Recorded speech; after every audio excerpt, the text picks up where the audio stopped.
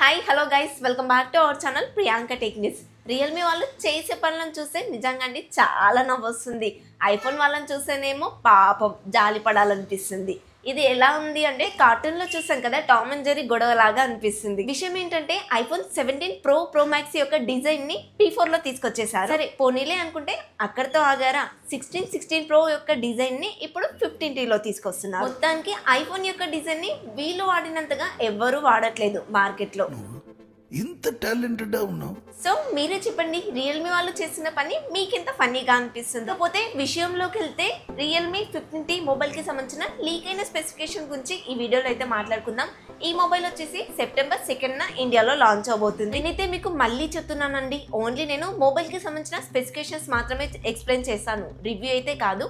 ఎవరైనా కూడా రివ్యూ చేసే వాళ్ళు కంప్లీట్ రివ్యూ అయితే చేయరు. 1-2 రోజులు వాడి మొబైల్ రివ్యూ చెప్పినంత మాత్రాన అది కంప్లీట్ రివ్యూ అయితే కాదు కదా. ఇఫ్ ఇన్ కేస్ మొబైల్లో ఏదైనా ప్రాబ్లం ఉంది అంటే ఒక అప్డేట్ 1 monthలో ఇస్తారు. ఆ అప్డేట్ వచ్చేంత వరకు కూడా ఆగకుండా రివ్యూ ఇచ్చేసారు, అది కంప్లీట్ రివ్యూ అంటారా? ఒక పర్సన్ వచ్చేసి మొబైల్ రివ్యూని రాలేదని చెప్పేసి పాజిటివ్స్ కన్నా నెగిటివ్సే ముందుగా చెప్తారు. కానీ నేనేంటంటే చాలా రివ్యూస్ చూసి చాలా ఆర్టికల్స్ చదివి జెన్యూన్ ఇన్ఫర్మేషన్ ఉంటేనే మీ వరకు తీసుకొస్తాను. అంతేగాని రివ్యూని రాలేదని చెప్పేసి పర్సనల్ ఖర్చు పెట్టుకొని నెగిటివ్ రివ్యూ ఇచ్చి బ్రాండ్స్ కంట్లో పడి నాకు రివ్యూని పంపించాలి అని చెప్పేసి బ్లాక్ మెయిల్ చేయట్లేదు. నేను మొబైల్ కొని రివ్యూ చేసే సిచ్యువేషన్ లో నేను లేను కాబట్టి మీకైతే అసలు విషయం చెప్తున్నాను. సో నేను చెప్పిన విషయం మీకు అర్థమైతే సబ్స్క్రైబ్ చేసుకోండి అండ్ సపోర్ట్ చేయండి. అప్పుడు మీరు నన్ను అడగండి, ఇంత సపోర్ట్ చేసినా కూడా ఎందుకు మొబైల్స్ కొనట్లేదు అని చెప్పేసి, అది బాగుంటుంది.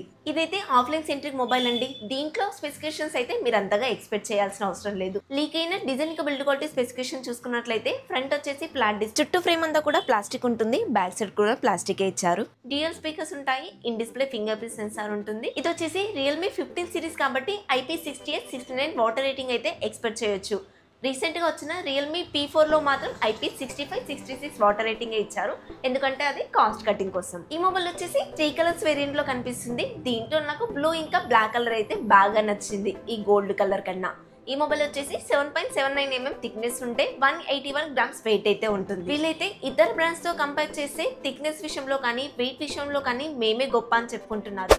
డిస్ప్లే అయితే కాస్త చిన్నదనే చెప్పాలి, 6.57 inches తోనే వస్తుంది. అది కూడా AMOLED డిస్ప్లే అయితే ఉంటుంది. కార్నర్స్ అన్ని కూడా రౌండ్ గానే ఉంటాయి, చూడడానికి మాత్రం ఐఫోన్ లాగానే ఉంటుందని క్లెయిమ్ చేస్తున్నారు. 120Hz రిఫ్రెష్ రేట్ అయితే ఉంటుంది. 4000 స్పీడ్ బ్రైట్నెస్ కలిగి ఉంటే 1400 హై బ్రైట్నెస్ మాత్రమే కలిగి ఉంటుంది. ఇదైతే ఫుల్ హెచ్డి ప్యానల్ అండి. 1.5K రిజల్యూషన్ లాంటివి అయితే ఏమీ ఇవ్వట్లేదు. 5.1 సపోర్ట్ ఉంటుంది కాబట్టి OTT కంటెంట్ అంతా కూడా ఫుల్ హెచ్డీలో చూసుకోవచ్చు. ఇది వచ్చేసి punch whole display.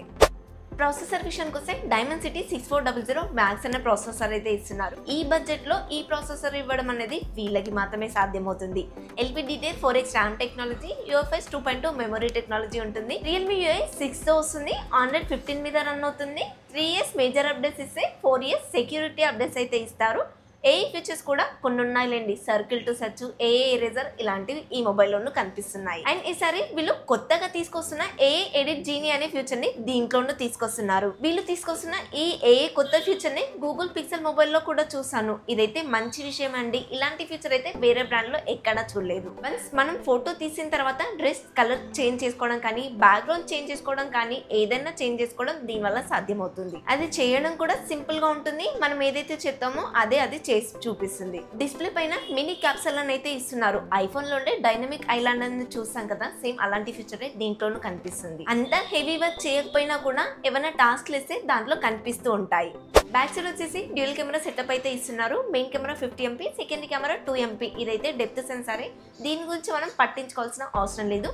Main camera 50 MP, ఇది ఏ సెన్సార్ వాడారో మెన్షన్ చేయట్లేదు. ఫ్రంట్ కూడా 50 MP ఇస్తున్నారు. బ్యాక్ సైడ్ మెయిన్ కెమెరాలో కూడా OS లేదనే అర్థం చేసుకోవచ్చు, ఎందుకంటే వీళ్ళు AA కెమెరా అంటున్నారు. ఎప్పట్లాగానే వీళ్ళు కూడా ఏం చెప్తున్నారంటే సెల్ఫీ కెమెరా కానీ మెయిన్ కెమెరా పర్ఫార్మెన్స్ కానీ బాగుంటుందని క్లెయిమ్ చేసుకుంటున్నారు. కొన్ని రెట్రో కొత్త ఫిల్టర్స్ యాడ్ చేసామని చెప్పుకుంటున్నారు. ఈ బడ్జెట్ లో కెమెరా కూడా యావరేజ్ అనే చెప్పొచ్చు, పెద్దగా ఎక్స్పెక్ట్ చేయడానికి అయితే ఏం లేదు. అసలు ఇది డైమెన్సిటీ 6400 మ్యాక్స్ అనే ప్రాసెసర్ కదా, మీరు పెద్దగా ఇమేజ్ ప్రాసెసింగ్ కూడా ఎక్స్పెక్ట్ చేయాల్సిన అవసరం లేదు. ఆఫ్లైన్ మార్కెట్ లో మొబైల్ తీసుకొస్తున్నారంటేనే కెమెరా మెయిన్ ప్రియారిటీ కింద మొబైల్ కొనే వాళ్ళు ఉంటారు. కాకపోతే దీంట్లో 50 మెగాపిక్సెల్ ఇస్తున్నారు, నెంబర్ పెద్దగా ఉందని చెప్పేసి కెమెరా సూపర్ డూపర్ గా పనిచేస్తాయని మాత్రం ఎక్స్పెక్ట్ చేయకండి, యావరేజ్ గానే ఉంటాయి కెమెరా పర్ఫార్మెన్స్.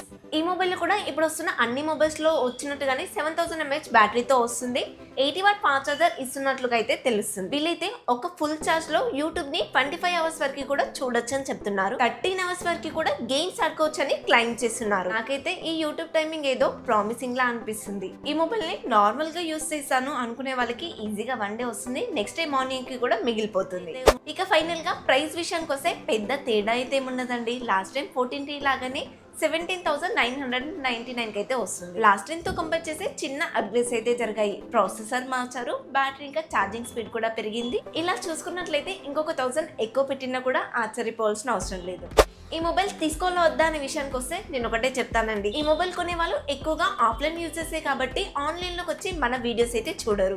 వాళ్ళు మహా అంటే స్టోర్ కి వెళ్తారు, అక్కడ సేల్స్ పర్సన్ చెప్పింది వింటారు, నమ్ముతారు. ఈ మధ్య ఒక చిన్న కుండీ లాంటివి ఏర్పాటు చేసి అందులో ఫోన్లను నానబెడుతున్నారు. IP68, 69 వాటర్ రేటింగ్ తో వస్తున్నాయి. సగం కస్టమర్లు అక్కడే పడిపోతారు, మిగతా కస్టమర్లు వచ్చేసి ఆ మొబైల్ యొక్క కెమెరా చూసి పడిపోతారు. అండ్ ఇంకొకటి వాళ్ళ మాటలు కూడా వీళ్ళని ఇంప్రెస్ చేసేలాగా ఉంటాయి కాబట్టి తప్పకుండా మొబైల్ కొనే వెళ్తారు. ఈ విషయం అయితే ఓన్లీ ఆఫ్లైన్ లో మొబైల్ కొనే వాళ్ళకి మాత్రమే చెప్తున్నానండి. బజాజ్ ఈఎంఐ కార్డ్ లో మొబైల్ కొంటే కొనేప్పుడు బాగానే ఉంటుంది, కానీ కొన్న తర్వాత ఈఎంఐ కట్టలేమనుకోండి మొబైల్ లాక్ అయిపోతుంది. అండ్ వాళ్ళు ఎప్పటికప్పుడు మిమ్మల్ని ట్రాక్ చేసే అవకాశం కూడా దొరుకుతుంది. ఎప్పుడైనా గుర్తుపెట్టుకోండి, ఆఫ్లైన్ లో మొబైల్ కొనేటప్పుడు బజాజ్ ఈఎంఐ కార్డ్స్ కాకుండా మీ సొంత క్రెడిట్ కార్డ్స్ యూజ్ చేయండి, బాగుంటుంది. ఒకవేళ మీరు ఆన్లైన్ కి వచ్చి నా వీడియో చూస్తుంటే కనుక డైరెక్ట్ గా ఒకటే చెప్తానండి, ఈ మొబైల్ కొనొద్దనే చెప్తాను. ఇది ఇవాల్టి మన వీడియో ఫ్రెండ్స్. ఈ వీడియోలో ఈ మొబైల్ కి సంబంధించిన స్పెసిఫికేషన్స్ మీకు ఎలా అనిపించాయి కమెంట్ లో చెప్పండి. ఈ వీడియో అయితే మీకు నచ్చిందని అనుకుంటున్నాను. నచ్చితే తెలుసు కదా, ప్లీజ్ ఒక లైక్ చేయండి. కొత్త వాళ్ళు మన ఛానల్లోకి వచ్చినా ఇప్పటివరకు చూస్తూ ఇంకా సబ్స్క్రైబ్ చేయకుండా చూస్తున్నా కూడా ప్లీజ్ మన ఛానల్ని సబ్స్క్రైబ్ చేసుకోండి. నెక్స్ట్ వీడియోలో మళ్ళీ కలుద్దాం. Until then bye bye. జై హింద్.